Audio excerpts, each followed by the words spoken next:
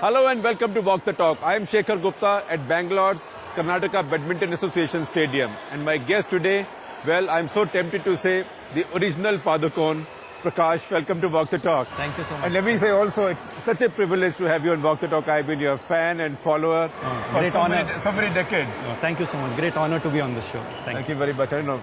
Again, if I may add, India's first real world champion of, I know there was Wilson Jones in billiards, but one in a game that people watched. Thank you so much. Ever. Thank you. I know you are now also handling the glow of your daughter's fame, but remind us a little bit about the days in late 70s, early 80s, when I think the last time badminton made headlines on our sports pages. Well, I think the last time it was probably 1980 when I won the All England. Right. I think that was the turning point of Indian Followed badminton. by the World Cup. Yeah, followed by the World Cup in 81. Right. But I think it's been a very steady growth of badminton in India.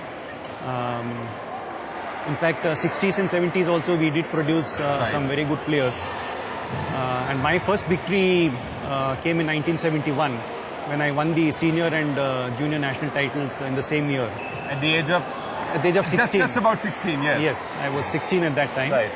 And it's the first time somebody won the juniors and seniors at the same time. That's right. And I think it's still a record, the record still holds. So from then on, I've started playing international badminton. I first played for the country when I was 16 and I retired at 33. So played for India for almost 17 years.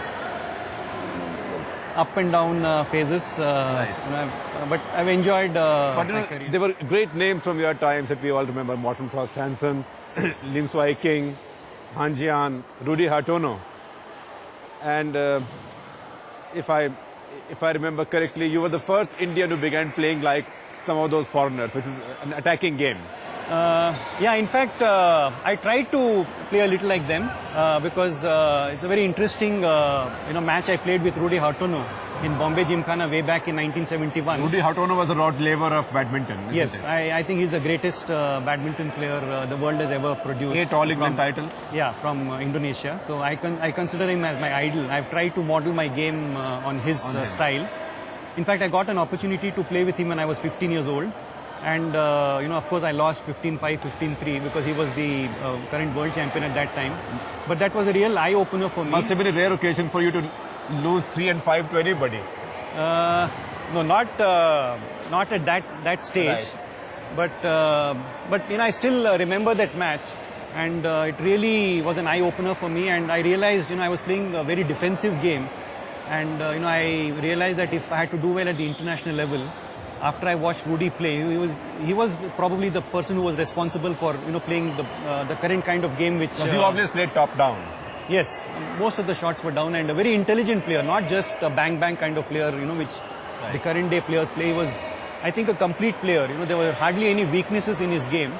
His defense, his offense, his net, his match temperament. Before that, Indian badminton players were either returning machines or drop artists, touch artists. Yeah, I've tried to retain that and add a little bit of the Indonesian or the Chinese kind of style into my game. I did not completely change, and start playing like the Chinese. That encounter with Rudy Hartono at the age of 15, that sort of opened your eyes to. Yes, I realized that kind of the physical fitness which was required. My game was very defensive at that time. It was more of toss and drop kind of a game. So I watched him play the half smash, which later on, became one of the strongest points.